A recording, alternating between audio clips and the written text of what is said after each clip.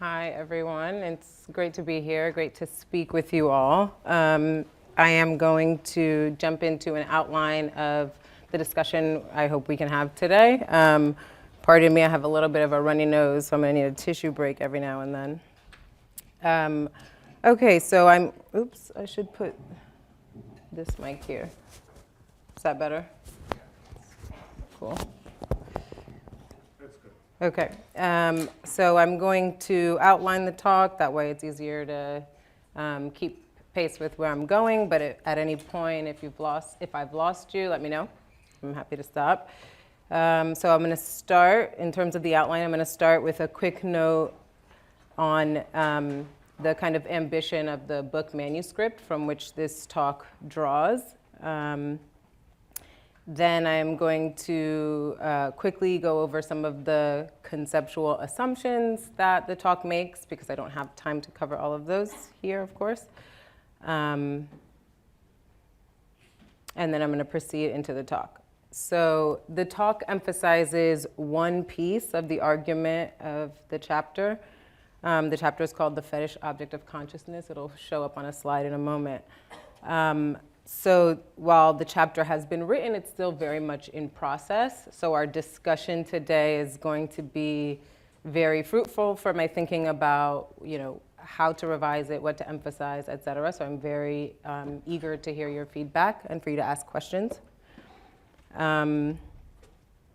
So I'm also going to, in terms of the book manuscript project, I'm going to give you a sense of the sweep and the central arguments that I make in the book manuscript. And then we're going to get into a discussion of the chapter, like I said, amended for the time we have today. I begin by revisiting an already kind of robustly investigated concept, the fetish.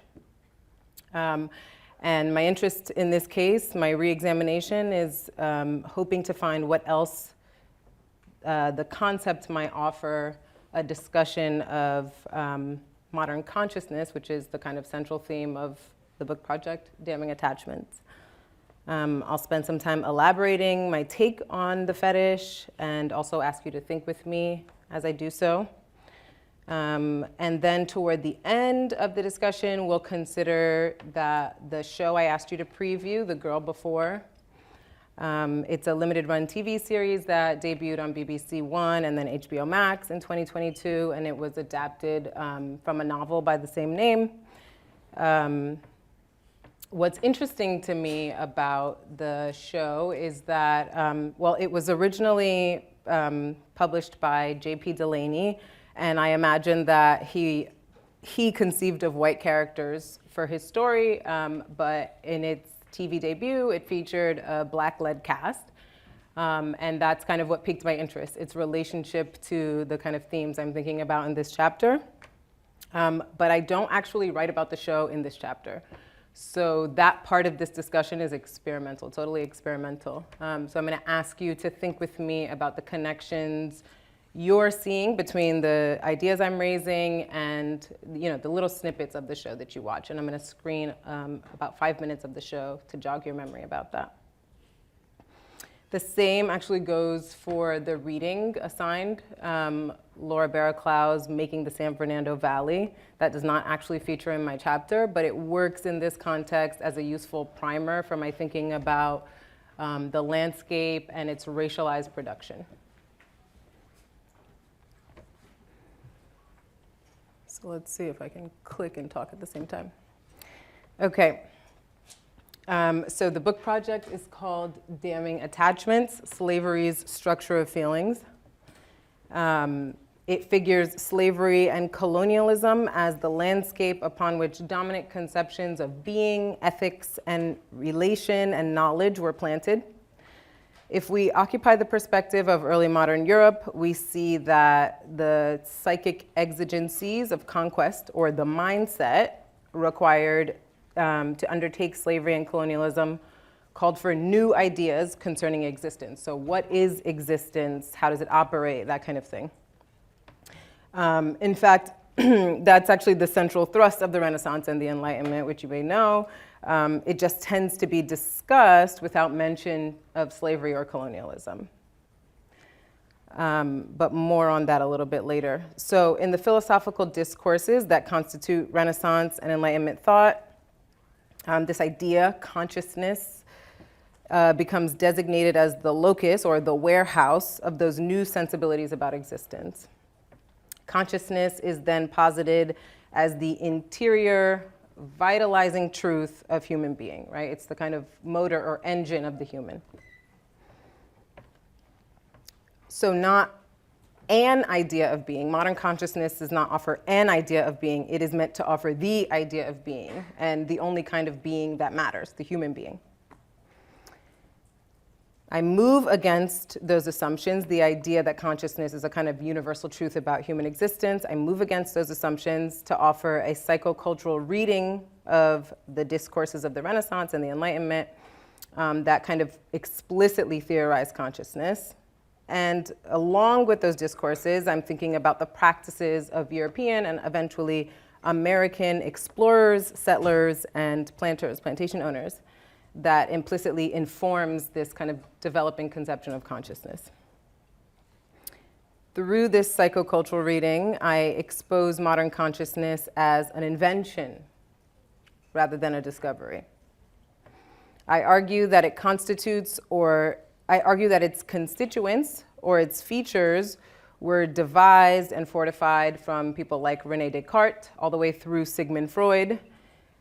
So the constituents of consciousness were devised to reconcile the bad feelings wrought by domination and conquest, and also to sustain the racial hierarchy that slavery and colonialism depended on.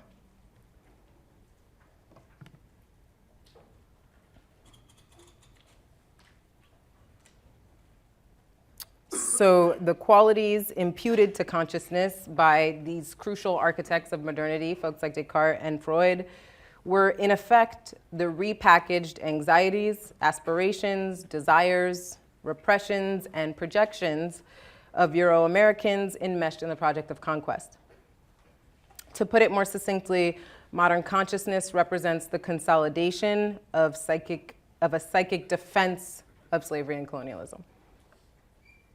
This is the historic impetus and the ongoing thrust of consciousness as that which shapes and mediates human sensory experience. So we already think of consciousness as something that mediates human sensory experience, and I'm saying that the historic impetus and ongoing thrust of modern consciousness is slavery and colonialism and the racial hierarchy it depends on. And each chapter of the project takes up a key attribute of consciousness. Okay, so in doing so, it shows how the practices and circumstances of colonialism motivated its discursive formulation. The practices and circumstances of colonialism motivated the discursive formulation of modern consciousness. So today's talk is going to focus on the first of these, the subject-object distinction. These discursive formulations listed there, in turn, came to constitute the terms of eligibility for slavery and freedom.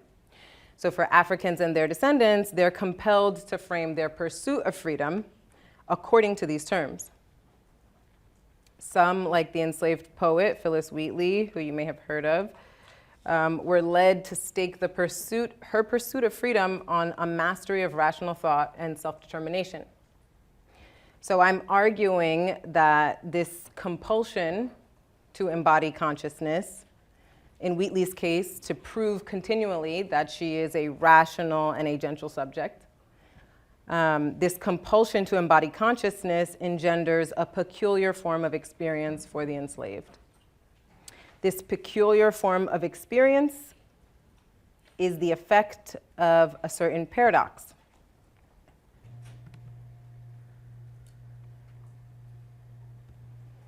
As I mentioned, the racial hierarchy that slavery and colonialism depended on is the basis for the theories of consciousness that are proliferating in the Renaissance and Enlightenment period. So if consciousness is a psychic defense of conquest and domination, it justifies the world-making violence of the project by positioning the enslaved and colonized as lacking consciousness. That is, as the object in relation to the subject, right? The enslaved are positioned as the object in relation to the subject, at least in the context of this discussion. Exemplified, the subject is of course exemplified by Euro-Americans or irrational, by Euro-Americans, and on the other hand, the enslaved are cast as irrational, illogical, and impressionable, or in need of governance. So again, the peculiar form of experience of the enslaved is the effect of a paradox. On the one hand, the slave, and then blackness more generally, is made to symbolize the antithesis of consciousness. On the other hand, the enslaved are compelled to prove themselves the proper subjects of consciousness in order to be eligible for freedom and for recognition as human more broadly. So this imperative to become the properly self-conscious subject was experienced as a sundering emotional pain, I'm arguing. So in a revision of W.E.B. Du Bois's formulation, the project contends that this terrible and mundane because of the level at which it is experienced, emotional, psychoaffective, this terrible and mundane mode of suffering is the effect of a double consciousness, the lived experience of two warring ideals, to quote Du Bois's well-known formulation. So while the invention of modern consciousness came to overdetermine ordinary experience for everyone living in the modern regime, that includes all of us up to the present, I think we all suffer modern consciousness. I find that for the enslaved and their descendants, the demand or the imperative to become a properly self-conscious subject produces a distinctive form of experience. That is, the compulsion to embody modern consciousness while being made to represent its impossibility produces a distinct and insidious sort of suffering. Insidious, especially because it is experienced as private and particular, right? It's not easy to connect it to a structure, which is the kind of effort of this project. It is experienced as my own pain, my own suffering. We'll talk about that later on. But across the chapters of the project, my examination of this terrible and mundane mode of suffering is grounded in fieldwork across the former colonial empires, so the Portuguese, Spanish, British, French, Dutch, all of them, as well as a range of key texts chronicling the experience of slavery from the vantage of Black people, namely slave narratives and poetry, prose, and fiction produced by the enslaved in their respective points of European empire. So I turn to these myriad accounts of slavery to locate expressions of this vexed and grievous embodiment. Today's talk, as mentioned, will focus more on contemporary literature and visual culture, which is a departure from what I do in the chapter. So again, neither The Girl Before nor Laura Barraclough's piece feature in the manuscript. So we're going to think through them together.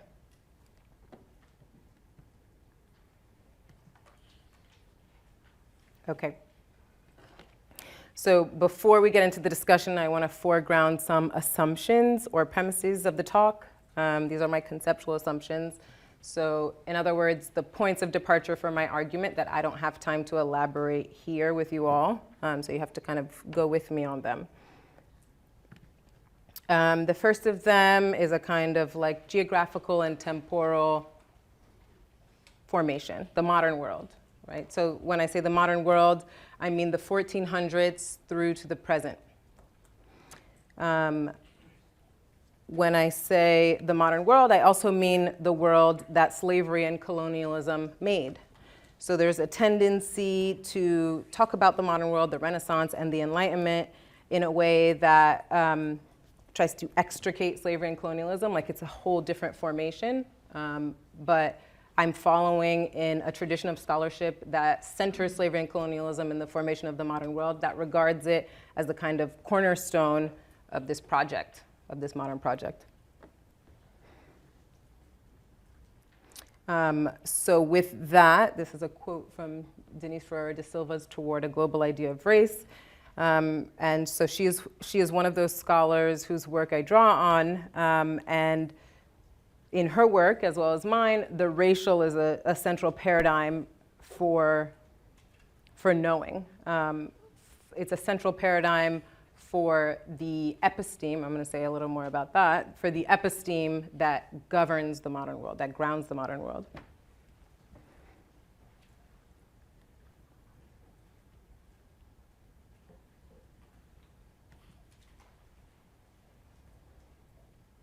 Here is another quote from a professor here at UCI, Jared Sexton.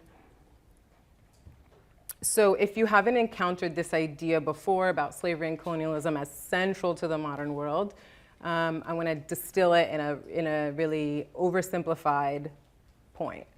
So if the American Revolution, which we all learned about in middle school or elementary school, was kind of central to the emergence of ideas of freedom, tolerance, free will, et cetera, right? Like that's the dominant line that we get in middle school. So my claim, following in the work of a tradition of scholars, is that if freedom is a central concept that emerges in the context of the revolutionary period, that's squared with the Enlightenment. If freedom is a central concept, then freedom is known via the subjection of the slave, so via enslavement. The definition of freedom that we've inherited comes from an understanding of the slave's condition, right? So you enforce slavery and then you go, that's not what I want for myself, so I define freedom against that condition of enslavement. So that's a kind of like small point in terms of the centrality of slavery and colonialism to the formation of our world. Okay, so what else happens in the modern world? Capitalism emerges. Science comes into being as the dominant knowledge paradigm of this period. And we also get a conception of the human. So the human being as a descriptive claim about, all of us, right? Like those bipedal organisms that evolved from those ideas, the evolutionary theories about monkey to human, those ideas emerge in the modern world under the auspices of science, which is the modern world's key intellectual paradigm, key knowledge paradigm. Okay, so also a major conceptual assumption my project takes off from is indebted to Foucault and his ideas about power. Foucault's ideas have, of course, been central to the way many scholars conceptualize modernity and the modern episteme. So when Foucault says episteme, what he's talking about is one way that I tend to conceptualize it is there's a field, right? Like if, for the sake of simplicity, let's say this is the world. It's a square, which suggests the limits of my imagination, but let's say this is the world. And by the world, I mean all of existence, anything that is possible.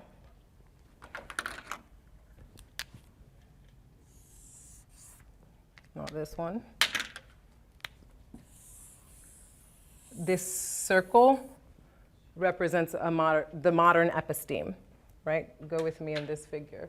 So in other words, all that we know and can imagine is framed in light of what falls in this circle. This circle claims a kind of monopoly on knowledge, on all that is possible, but it is not the totality of the square. Right, so we live in here and we are convinced to see this round thing as the boundaries of what is possible and what is knowable, but there's actually more. And I should have made this little circle perforated because this is not, I would argue it functions like a prism, but it's not entirely closed. So the other things that exist make their way into our world, but they're not that easy to detect because this is the basis of what we can know, and it tells us all that is knowable falls in there. Did I see a hand? No, okay.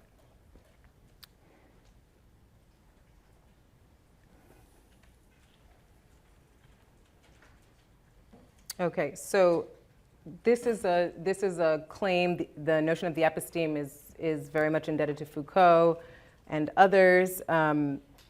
If you have questions on that, I'm happy to elaborate on it when it becomes relevant again. Foucault is also giving us a sense of the shift in the operation of power, or the shift in really the notion of power from the period that precedes modernity. So in the context of Europe, that's going to be called the medieval period or the Dark Ages. So Foucault is telling us that in the transition to the modern world, the way power changes can be conceived of as the preceding era has a king who tells you this is what is right and this is what is wrong. In the modern world, a subject, all of us, humans, we are supposed to take for granted that we are human subjects. Power operates in and through us in this shift to the modern world. So rather than, of course, we still have heads of state, et cetera, who tell us what to do, but most of the functioning of power in this world operates through our desires, the disciplining of our bodies, the construction of space, et cetera. Right? Foucault has a series of mechanisms he describes in each of his works.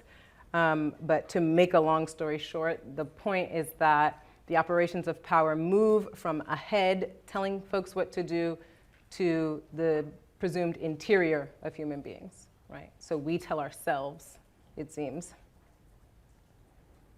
Another important point of Foucault's body of work is that we can trace power and its operations through its effects. That's going to be important for our discussion today.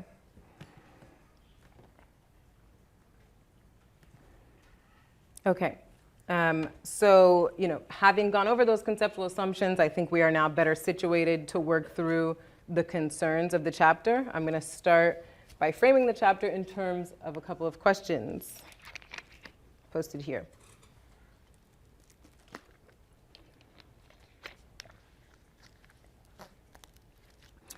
So you can be thinking about these as I talk a bit more about the chapter. How did slavery and colonialism materialize the worldview responsible for so much psychic suffering? And how did the material dimensions of our world imprison us within a certain mode of being? I'm making reference to another scholar, Sylvia Wynter, when I use those terms, imprison us within a certain mode of being, but I reflected it there too in the circle. So inside of the circle, our imaginations are limited to what the circle offers us. So I'm wondering, how do the material dimensions of our world, the material dimensions of that which is in the circle, imprison us within the circle?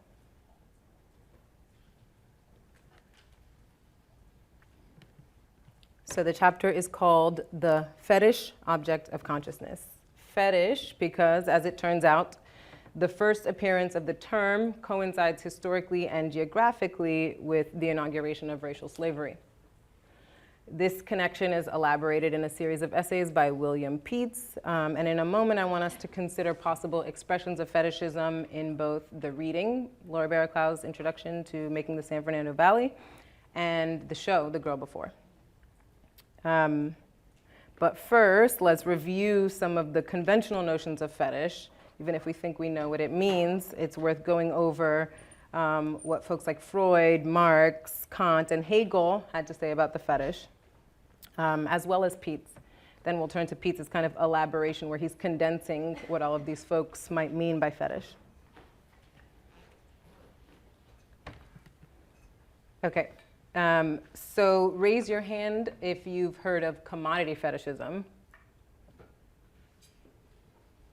Okay. Raise your hand if you've heard of Freud's mention of the sexual fetish. That one's more popular. Okay. So briefly, commodity fetishism tends to be the lens through which Karl Marx discusses fetishism, and it's a reference to the upper classes and their attachment to commodities, especially in such a way that fails to apprehend the process by which a commodity is made, the process by which a commodity comes into being. So that's a kind of attachment born out of a too narrow focus, like a fixation on the object. Freud's sexual fetish is an investment of sexual energy or attention in something that for him is effectively a substitute for the penis, right? The term has taken on a different meaning, even though it's related to Freud's theorizing, but what Freud meant was the fetish was a substitute for, quote, not just any chance penis, but a substitute for the woman or the mother's penis that the little boy once believed in and does not want to give up. So to condense that, that's a way to preserve something misperceived. That's Freud's notion of the fetish. Immanuel Kant also wrote on the fetish. Most of his claims about the fetish occur in or show up in observations on the feeling of the beautiful and the sublime. So for instance, he said, the Negroes of Africa have by nature no feeling that rises above the ridiculous or trifling by another translation. And then he says some other nasty things about black people as talentless and unaccomplished. Then there's Hegel. Who more or less feels the same. Here's a very long quote that I'll begin to read. The peculiarity of the African character is that it lacks the principle which naturally accompanies all our ideas, the category of universality. Of course, the our in question is Europe. Africans worship the first thing that comes their way. This, taken quite indiscriminately, they exalt to the dignity of a genius. It may be an animal, a tree, a stone, or a wooden figure. In the fetish, a kind of objective independence, as contrasted with the arbitrary fancy of the individual, seems to manifest itself. But as the objectivity is nothing other than the fancy of the individual projecting itself into space, the human individuality remains master of the image it has adopted. If any mischance occurs which the fetish has not averted, if the rain is suspended, if there is a failure in the crops, they bind and beat or destroy the fetish and so get rid of it, making another immediately and thus holding it in their power. Such a fetish has no independence as an object of religious worship. Still less has it aesthetic independence as a work of art. It is merely a creation that expresses the arbitrary choice of its maker and which always remains in his hands. So we're going to return to Hegel's idea of the fetish a little later, but his sense kind of reflects the dominant writing on the fetish before the 20th century.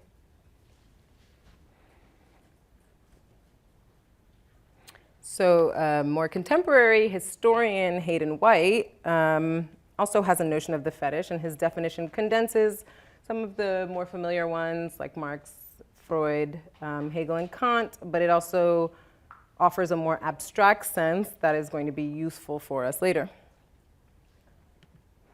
For Hayden White, belief in magical fetishes, extravagant or irrational, fetishism concerns belief in magical fetishes, extravagant or irrational devotion, and pathological displacement of libidinal interest, that's like sexual energy and satisfaction to a fetish, but also, and this sense of it is key, a fixation on the form of a thing as against its content, or on the part of a thing as against the whole.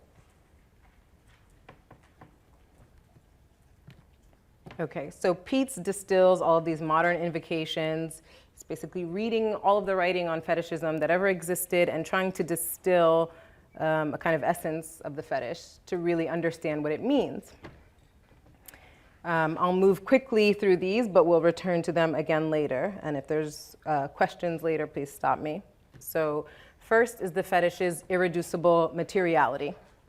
By this, Peetz means that the truth of the fetish lies in its status as material embodiment, as opposed to, say, the idol and its iconic resemblance to some immaterial entity.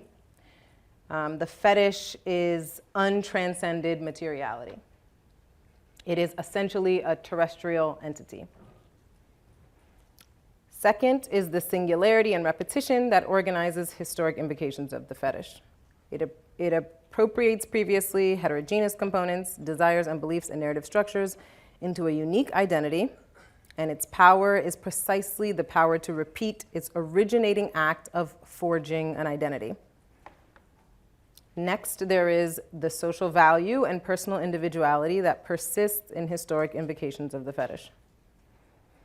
The former bespeaks the dependence of social value on specific institutional systems for marking the value of material things. The latter regards the relation of the activity of the embodied individual to the value of the material object. The final theme Pietz identifies concerns the fetish's relation to the human body. In this case, the fetish is essentially related to the subjection of the human body, to the influence of certain significant material objects that, although cut off from the body, function as its controlling organs at certain moments. So it's an extension of the body or an appendage of the person that is intended to have tangible effects over its bearer and others. Okay, so in light of what we said, in light of our review of Marx and Freud and Kant and Hegel, and then Pietz tracing these essential elements of the fetish, let's see if we can use that. I know it's still kind of permeating and processing, but let's see if we can use that overview to identify potential instances of fetishism in either the making of San Fernando Valley, the introduction you read last night, or the clips of the show The Girl Before. So I want you all to think about, can I identify an instance of fetishism there?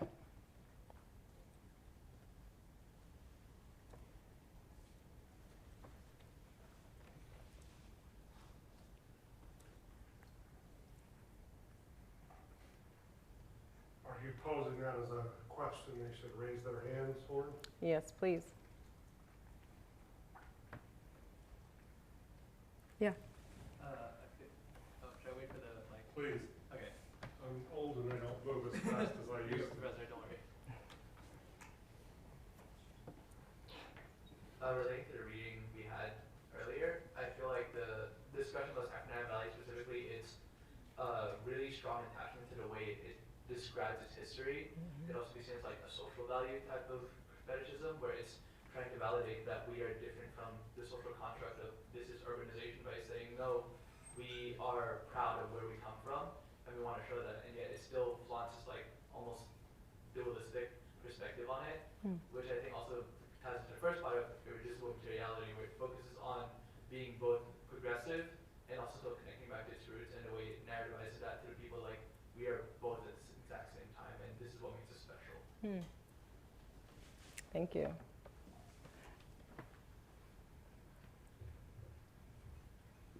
Anyone else?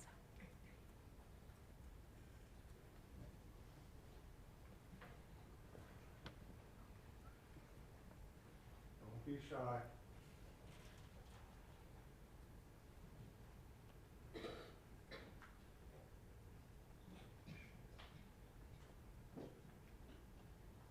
Okay, we'll have it. Oh, there's a hand up. Oh, yes.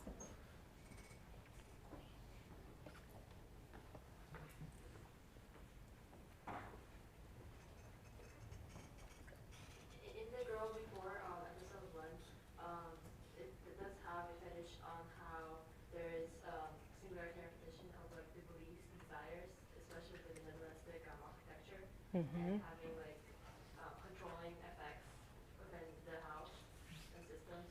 So that was one of the things I saw. So I think I heard you also connecting it to that final element of the fetish from Pietz, like it's an extension of his body that has controlling effects on the body.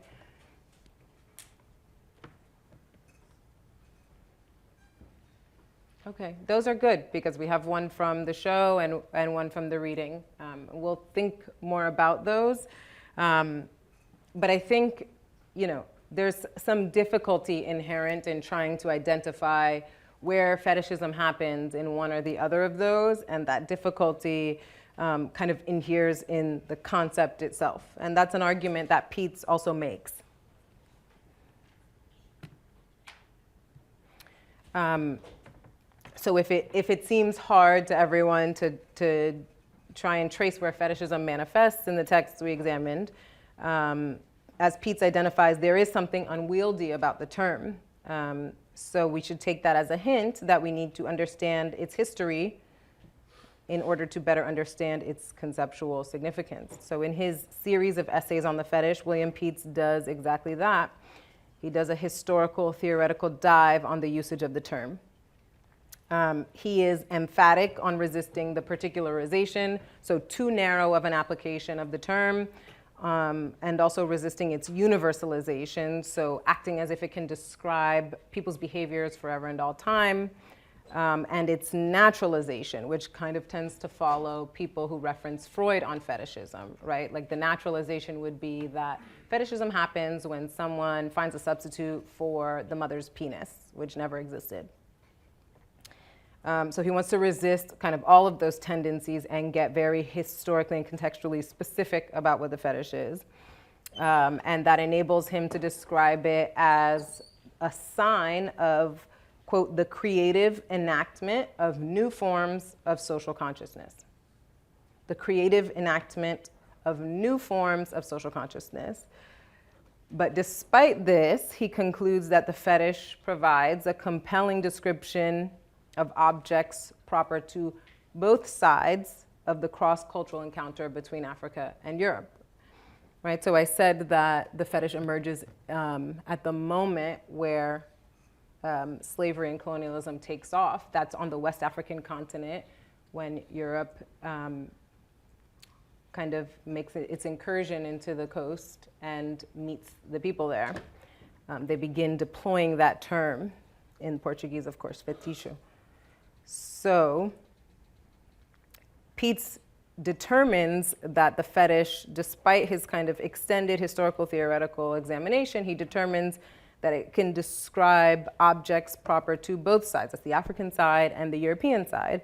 But if we remember Michel Foucault advising us to trace power by its effects, that kind of raises a question here. That's a curious conclusion to draw, right? That we would say we can describe as fetishistic or fetishism or fetishization what happens on either side of the encounter, fails to see that nowhere in the kind of record of the term do we ever find Africans describing Europeans as fetishistic, right? There is not a kind of discourse that operates that we can trace where Europe is the center of an accusation of fetishism. The term's baggage is applied against Africans historically. That's the weight of it, right? Following from Hegel and Kant.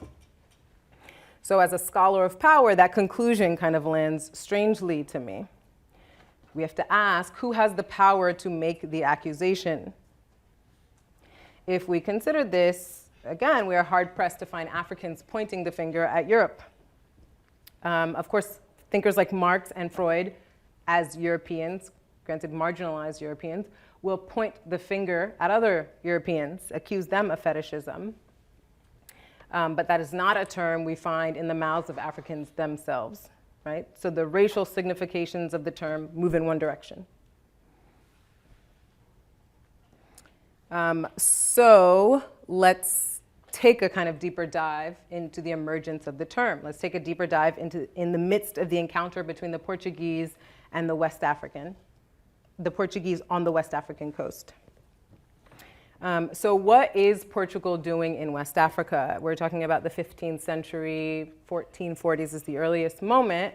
And at that time, the Roman Catholic Church is trying to consolidate power. So it's the other side of Islamic rule over much of Iberia and other parts of Europe. And Iberia is newly successful in staunching the encroachment of Islam. And the Pope, right, at the Vatican is trying to consolidate power. So in so doing, he is authorizing what will become Portugal, and then the consolidating Spain to travel, south of a boundary that they thought life did not exist, to travel south of that boundary and see if they can gain control over trade routes that Islamic Empire once mediated for them. So that's, you may know that period as the Reconquista. That's how the Catholics, the Christians, describe it. Here is an image of the Reconquista from the 19th century.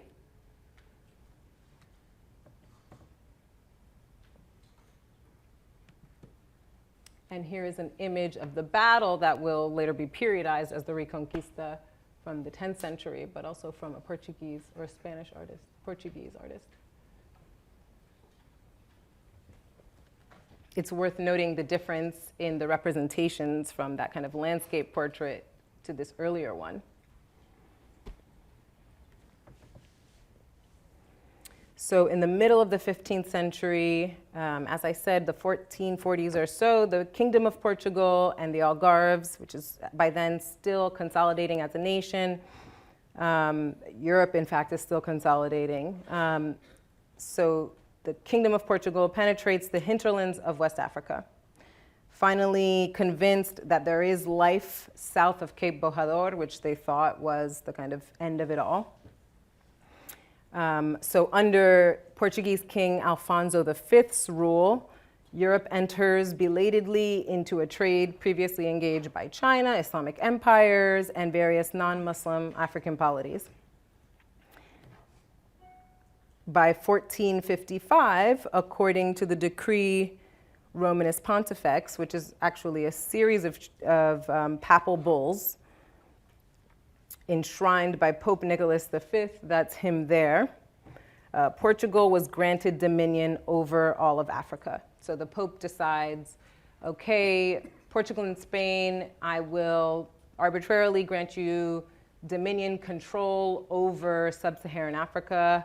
And, you know, in a series of treaties over the years, he splits up the dominion, first Portugal, then Spain, then he shares it.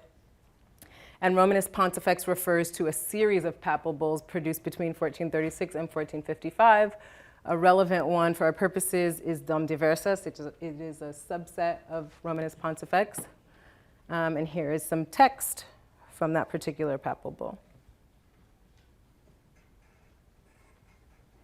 We, after weighing with due care the matters put before us altogether and individually, and considering that we have conceded in other letters of ours to the aforementioned King Alfonso, among other things, the full and free capacity to invade, conquer, take by storm, defeat, and subjugate any Saracens, that's another word for Muslims, and other pagans, as well as whatever dominions, possessions, movable and immovable property are detained or possessed by them.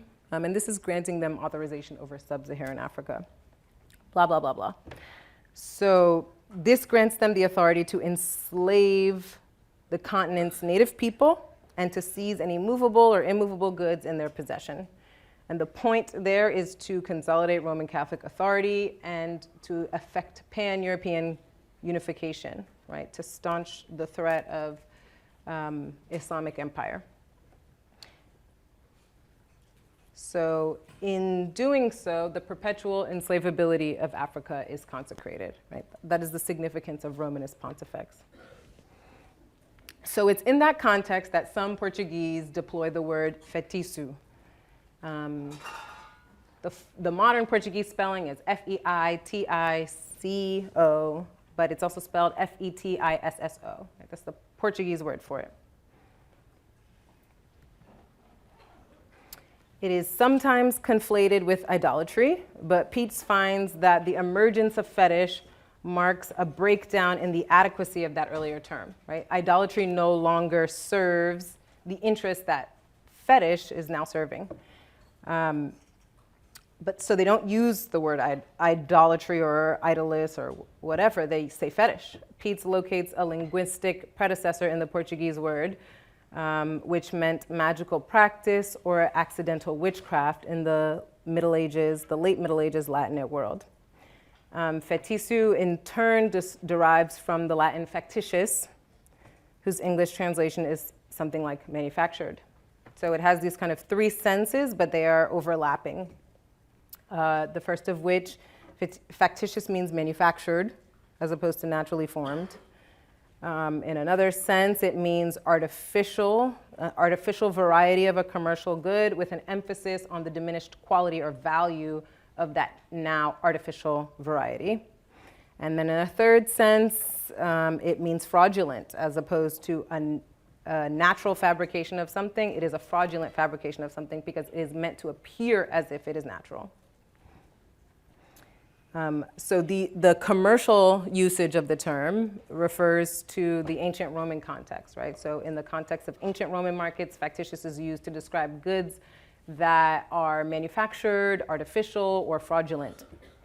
The term reaches the Portuguese following its appropriation by the Christian theologian Saint Augustine, also another key author of Christian doctrine, Tertullian. Both of those guys described factitious, so the production of goods that are fraudulent, that are made to look natural, even though they're not, as the principal crime of the human race. It is the height of sin under Christianity. The essence, Tertullian says, the essence of fraud, I take it, is that any should seize what is another's or refuse to another his due. And of course, fraud toward men is the greatest crime. So let's try to imagine, I won't ask you about it, but I would like you to keep in mind the kind of affects, feelings, and thoughts that might have characterized this period for Europeans. So in this, we're trying to understand the mindset, the psychocultural motivations for the word, right? If idolatry becomes less useful as an accusation against Africans that Portuguese encounter, then what kind of sensibilities do the Portuguese have such that they come up with fetish, especially given its origins in factitious? Okay. So my argument is that the term represents a projection. A projection, do we know what that term means in the context of psychology? Can show of hands if you know what projection means? Okay.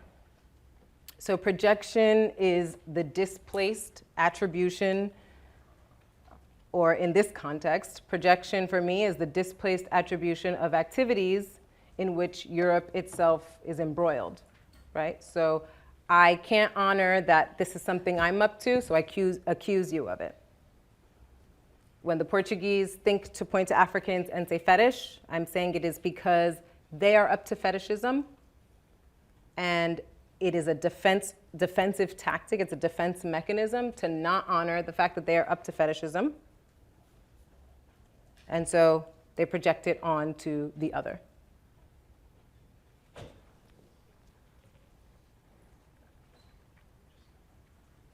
Okay, so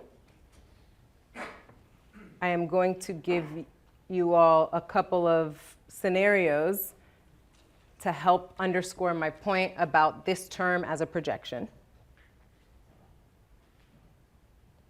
So we're going to consider two scenes. One takes us to the site of the emergence of the term, that's the West African coast, in the midst of what Portugal will emphasize will euphemize as its age of discovery. And the other is in the aftermath of Portuguese incursion into West Africa amidst the establishment of the New World. So in this West African scene, a little background, when the Portuguese came to West Africa in order to mark their sovereign claims, recall that the papal bulls granted them sovereignty over those lands.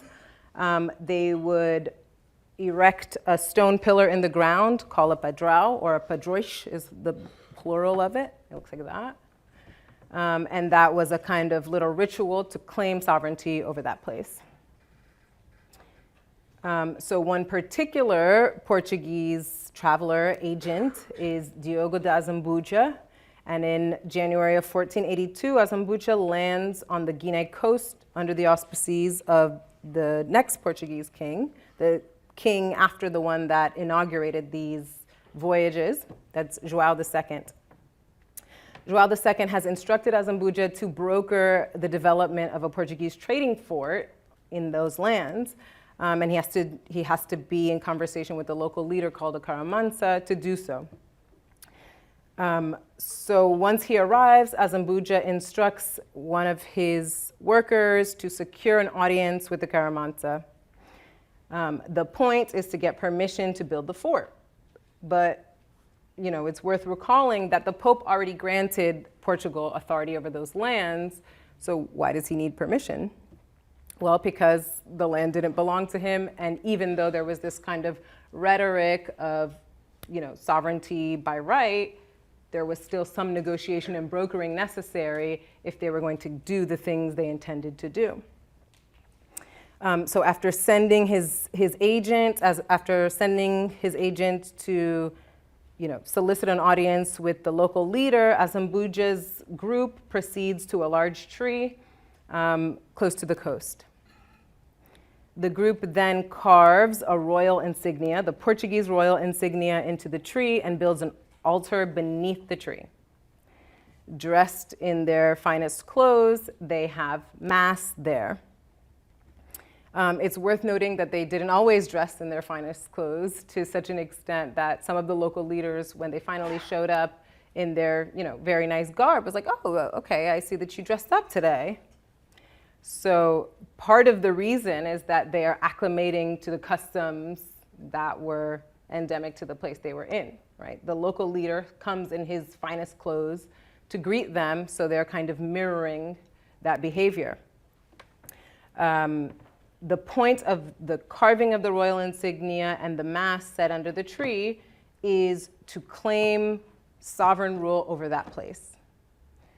The Portuguese do this before they meet with the Caramansa. So while Asambuja has sent his agent to get the Caramansa, he conducts this little crude ceremony out of view of the Caramansa. When the Caramansa arrives, he comes in his procession, followed by his nobles and his pages and their stools and their weapons and their gold. And Asambuja asks him, can we build this fort? But before he arrived, he already claimed the sovereignty, right? So there's a little bit of deception happening, a lot of deception happening. That's the first scenario. The second scenario is in the New World, right? So a couple of centuries later.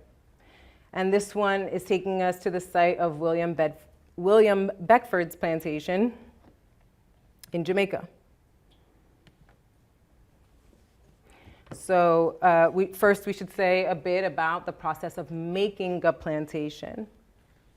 Although by the time William Beckford inherited his plantation, it had already been built. But the process is kind of standard across empires.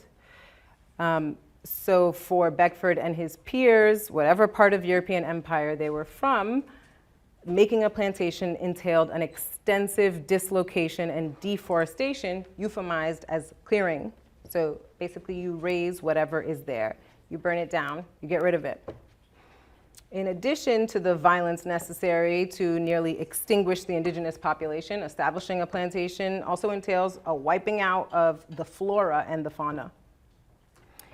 The point, or one key point about this clearing, is that in order, you have to think about what it takes to deforest a place as an initial process for building something new. What kind of sensibility do you have to have? That reminds us of this idea of irreducible materiality or mere nature. Remember, that's what Hegel was talking about? This is one of the elements of the fetish that Peetz distills. So that irreducible materiality or mere nature, that designation should be understood in light of this, because even in medieval Europe, things were never just what they were, to quote Morris Berman, a philosopher who's also talking about the difference in modern consciousness. Instead, they embodied a non-material principle that was seen as the essence of their reality. So, this is a kind of transformation internal to Europe between the medieval period and the modern world that had to be affected by the time of Hegel's writing so that he could make reference to something like mere nature, or so that Peetz could distill irreducible materiality as an element of the fetish. It's this way of thinking that makes it possible for Hegel to accuse Africans of improperly vitalizing or animating that which is derived from, life-giving forms. Think about the sensibilities. My point is that you have to think about the sensibility you have to be capable of to engage in vast deforestation. And remember that in the West African context, part of the point is to forge the status of the land as terra nullius. So vast deforestation makes that possible, including in the New World context, right? We get rid of everything that's there. It's terra nullius, blank lands, a blank slate. After the vast deforestation begins the process of transplanting. So we take a palm tree from this part of the island, or we take a palm tree from this part of the world and implant it in this new island context. So for instance, the palm, that key signifier of the tropics, was commonly relocated from one part of the island to another and used to mark the boundaries of this or that planter's estate, or to ceremonially line avenues in front of municipal structures. So this is the process William Beckford's predecessors will have undertaken, and then he inherited their plantation in the northwest of Jamaica. It's called Roaring River Estate. It's pictured there. Beckford was born of wealthy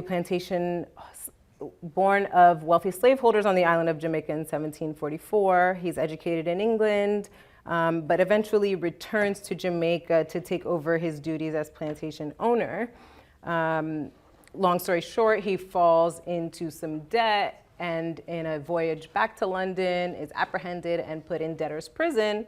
He takes advantage of that time to write a lot. One of the things he writes is a descriptive account of the island of Jamaica. Here are two passages from that work. Without reading them, I'll just say that in the first passage, he's expressing his regret over the absence of these engravings he had made of his plantation. He commissioned them from an artist named George Robertson, and those engravings did eventually circulate in the London art scene, but they didn't make their way into a descriptive account of the island of Jamaica, Beckford's book. In the second passage, we find a powerful inscription of what scholars sometimes call the plantation pastoral mythos, which is very much related to what Barraclough was talking about by the Spanish fantasy past, right? The lowly hovels of the Negroes huddled together in the form of a town with their picturesque appearance.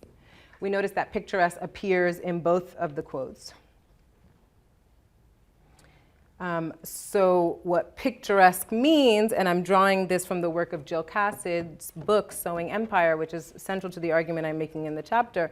So what Jill Cassid says picturesque means is when it's applied to paintings, it often meant that the scene or the handling of it was somehow faithful to nature. When applied to nature or to physical terrain, picturesque primarily signified that a select view was like a picture. This interchange offers another indication of the developing consciousness of European audiences, and that's now more pervasive than the context of the West African context where fetisu is being levied. That consciousness can be thought of along these lines. Nature might be regarded as like a picture, speaks to the transcendent quality of European forms that Hegel was talking about. Hegel talks about the idea and how Africans lack the capacity to envision the idea as a transcendent quality of things. That's why they are just mere nature. So according to, we can recognize Hegel's claims as a kind of overwrought characterization of signifying practices, right? Still more specific contours of that imperative to be able to conceptualize the idea, to be able to live in recognition as the idea, according to Hegel. It's this description of the lowly hovels of the Negroes. So picturesque, by translating terrain into an established compositional type, into a way of seeing, transformed land into landscape. The resulting representation or landscaping was in turn validated as naturalistic. So these productions of the picturesque, like the painting in the previous slide, these manifold representations enabled the proliferation of a way of seeing that would easily recognize and exalt these landscapes and their embedded ideas and their embedded feelings. So in this way, Beckford and his imperial collaborators are vigorously resignifying the material world, the emerging material world, in order to induce a set of feelings and a set of practices. So to fast forward, this is what we are witnessing, I'm arguing, or I would like to argue in relation to you all in the show, The Girl Before. right? If we think of those characters as the inheritors of this order, what do we find about the set of ideas and affects embedded in the landscape and its central features, like the house? So when I say that fetishism is an accusation, fetishism as an accusation is a projection, it's because whatever Europe meant by fetishism was descriptive precisely of what they were up to, both on the West African coast and in a more systematized way in the formation of New World plantations. If Hegel thinks Africans engage in fetishism because they mistakenly attribute objective value to things that can't possibly have objective value, to things that are arbitrarily devised, then we have to ask, what else is a plantation? Does it have objective value? What is objective about the royal insignia that Azambuja marks on the tree? About the choice to plant cane here or palms there?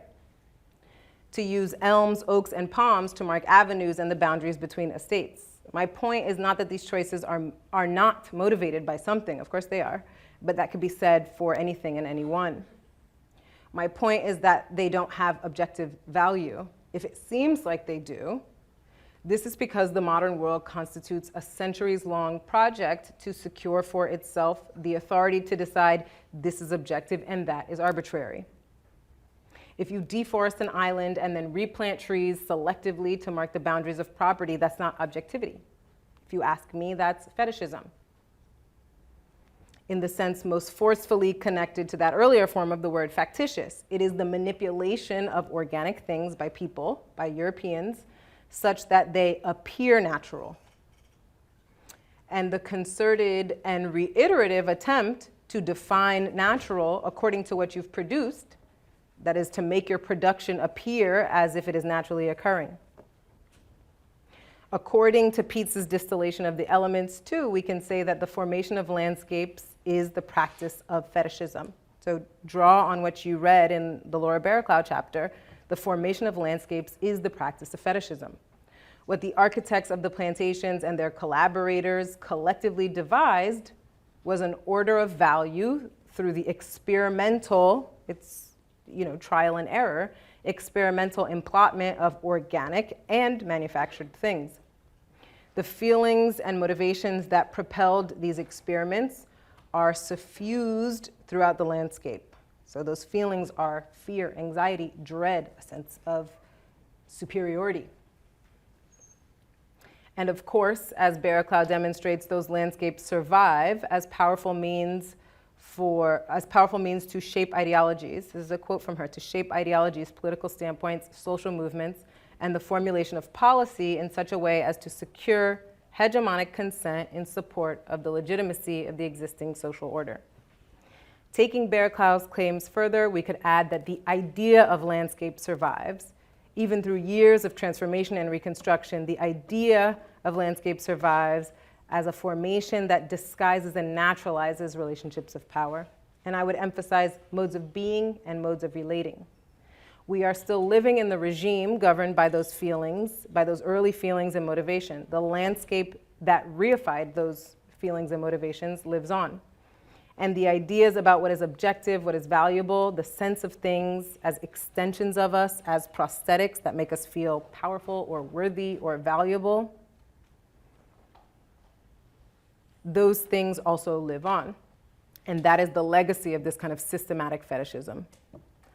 What the Europeans couldn't get away from, what they had to tacitly admit to in this process of landscaping, is that these natural elements, things that are supposed to be bare materiality, mere nature, were not bare at all. They had a liveliness, a vitality that was appropriated for conquest and its attendant affects, foremost anxiety, dread, insecurity, aggression. And this brings me to a more central point. What we have all inherited from Europe is a regime of perception, identification, and relation that cuts the world up into so many fetishes and disavows this process, denies this process through the production of concepts like nature, landscape, and most productively, object.